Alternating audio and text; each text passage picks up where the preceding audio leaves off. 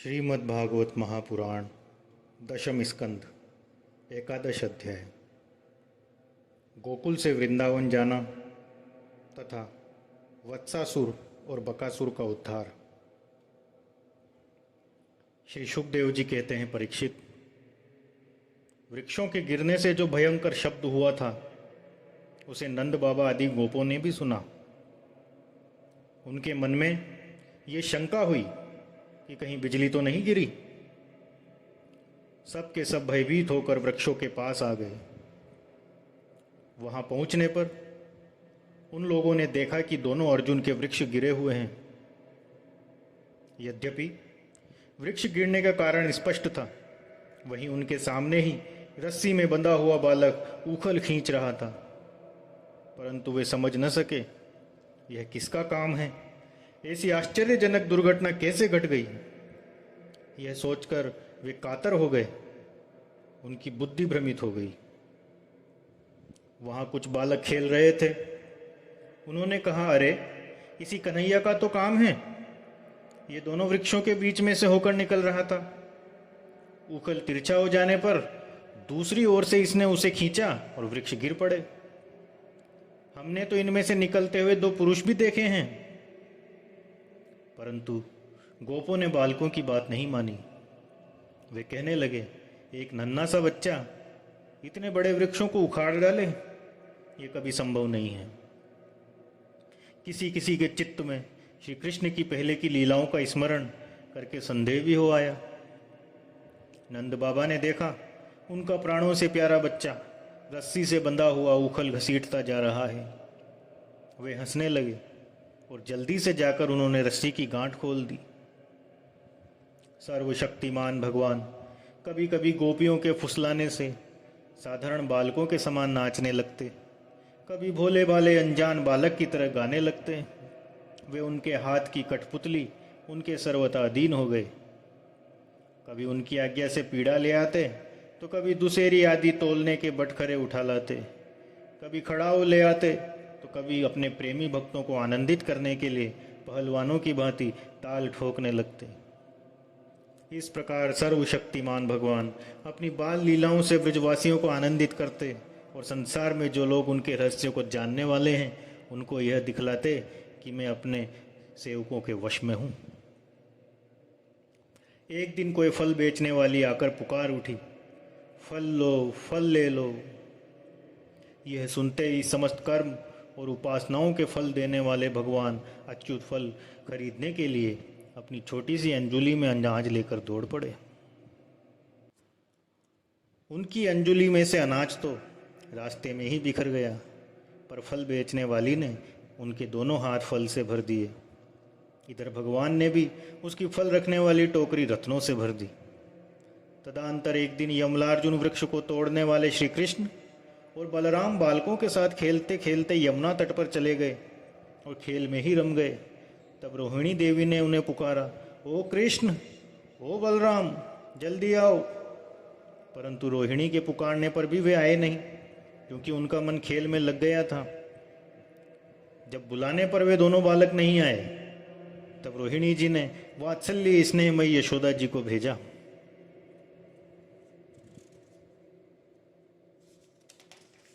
श्री कृष्ण और बलराम ग्वाल बालों के साथ बहुत देर से खेल रहे थे।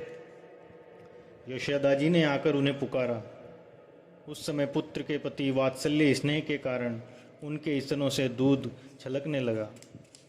वे जोर जोर से पुकारने लगी, मेरे प्यारे कन्हैया, ओ कृष्ण, कमल नयन श्याम सुंदर पुत्र, आओ अपनी माँ का दूध पी लो।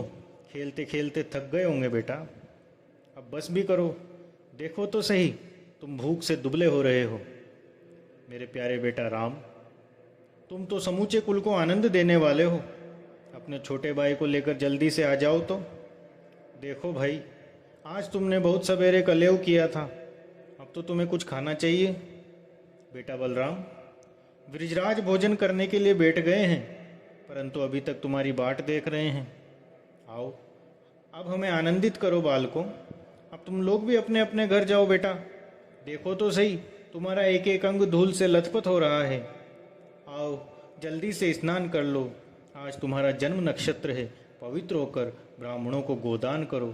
देखो देखो तुम्हारे साथियों को उनकी माताओं ने नहला धुलाकर मींज पहुँचकर कैसे सुंदर सुंदर गहने पहना दिए हैं।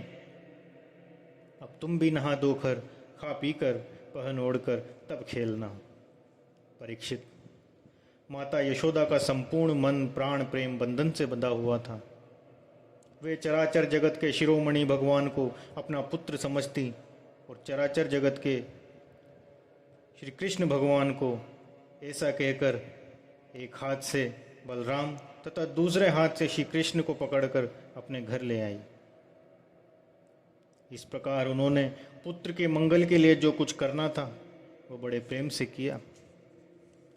जब नंद बाबा आदि बड़े बूढ़े गोपों ने देखा कि महावन में तो बड़े बड़े उत्पात होने लगे हैं, तब वे लोग इकट्ठे होकर अब ब्रिजवासियों को क्या करना चाहिए इस विषय पर विचार करने लगे। उनमें से एक गोप का नाम था उपनंद। वे अवस्था में तो बड़े थे ही, ज्ञान में भी बड़े थे। उन्हें इस बात का पता था कि किस समय किस स्थान पर किस वस्तु से कैसा व्यवहार करना चाहिए। साथ ही वे यह भी चाहते थे कि राम और श्याम सुखी रहें, उन पर कोई विपत्ति ना आवे। उन्होंने कहा, भाइयों, अब यहाँ ऐसे बड़े बड़े उत्पात होने लगे हैं जो बच्चों के लिए बहुत ही अनिष्टकारी हैं।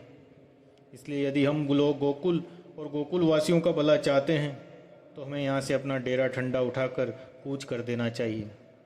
देखो, इस सामने बैठा हुआ नंदराय का लाडला सबसे पहले तो बच्चों के लिए काल स्वरूपिणी हत्यारी पूतना के चंगुल से किस प्रकार छूटा।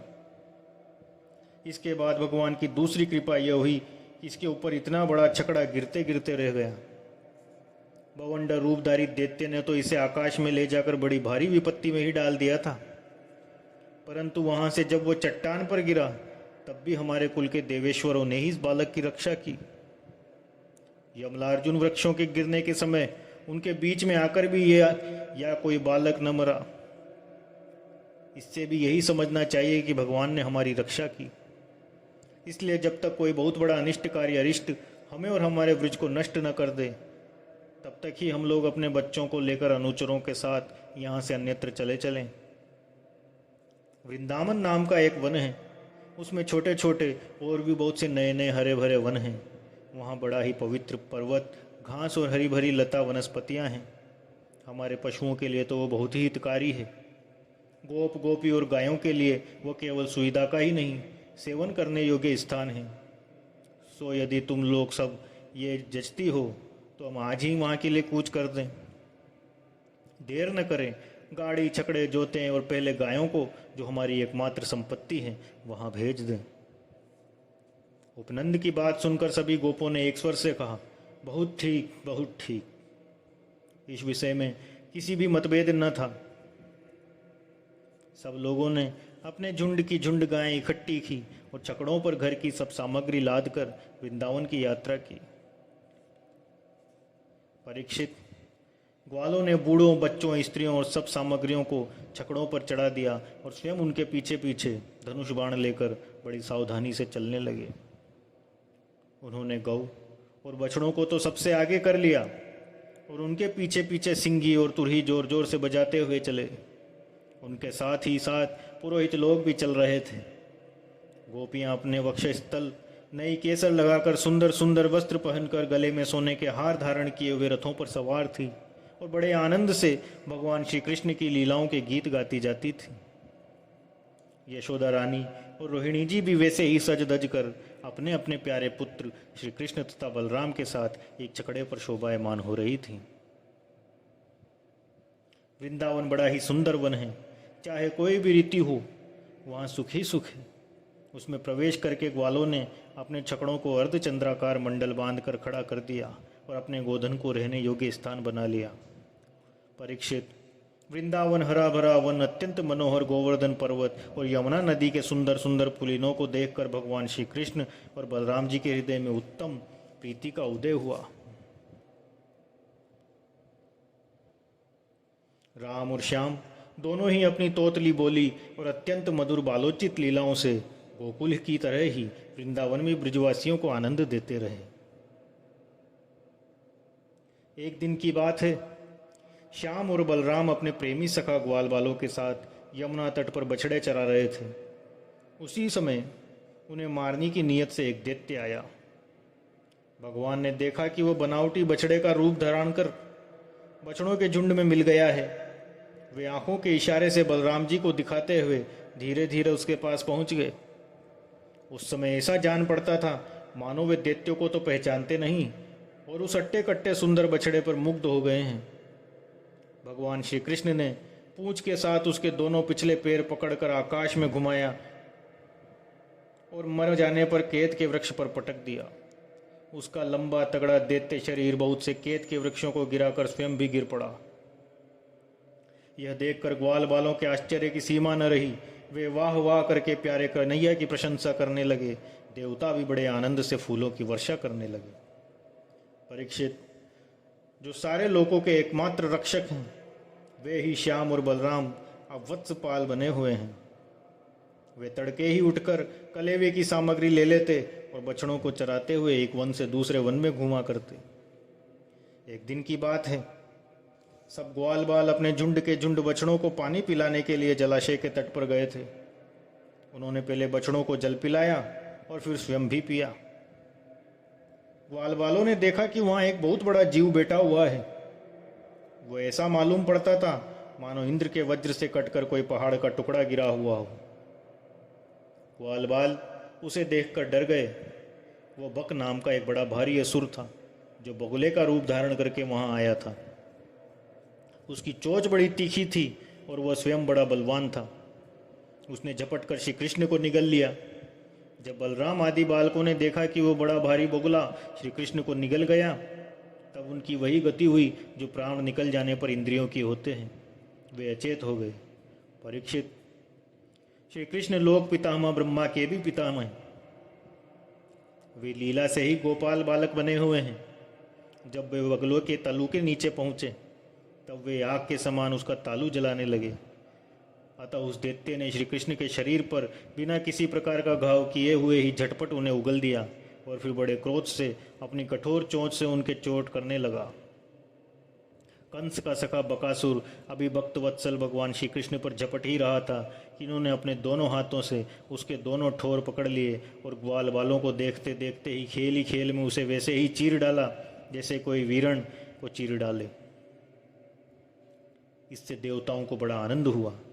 सभी देवता भगवान श्री कृष्ण नंदवन के बेला, चमेली आदि के फूल बरसाने लगे तथा नगारे, शंख आदि बजाकर एवं स्रोतों के द्वारा उनको प्रसन्न करने लगे। ये सब देखकर सबके सब ग्वाल बाल आश्चर्यचकित हो गए। परीक्षित, बकासुर के वध की घटना सुनकर सबके सब गोपी गोप आश्चर्यचकित हो गए। उन्हें ऐसा जान पड़ा जैसे कन्हैया साक्षात मृत्यु के मुख से ही लौटे हों। वे बड़ी उत्सुकता, प्रेम और आदर से श्री कृष्ण को निहारने लगे। उनके नेत्रों की प्यास बढ़ती ही जाती थी, किसी प्रकार उन्हें तृप्त न होती। वे आपस में कहने लगे, हाय, ये कितने आश्चर्य की बात है। इस बालक को कई बार मृत्यु के मुंह में जाना पड़ा, परंतु जिन्होंने इसका अनिष्ट करना चाहा उन्हीं का अनिष्ट हो गया, क्योंकि उन्होंने पहले से दूसरों का अनिष्ट किया था। ये सब होने पर भी भयंकर असुर इसका कुछ भी नहीं बिगाड़ पाते। आते हैं इसे मार डालने की नीयत से, किंतु आग पर गिरकर पतंगों की तरह उल्टे स्वयं ही स्वाहा हो जाते हैं। इस प्रकार श्याम और बलराम ग्वाल बालों के साथ कभी आंख मिचौनी खेलते, तो कभी पुल बांधते, कभी बंदरों की भांति उछलते कूदते, तो कभी और कोई विचित्र खेल करते। इस प्रकार के बालोचित खेलों से उन दोनों ने ब्रज में अपनी बाल्यवस्था व्यतीत की। इस प्रकार श्रीमद्भागवत महापुराण के दशम स्कंद का 11 अध्याय पूर्ण हुआ। 12 अध्याय की कथा अगले वीडियो में। जय श्री कृष्ण। ओम नमो भगवते वासुदेवाय।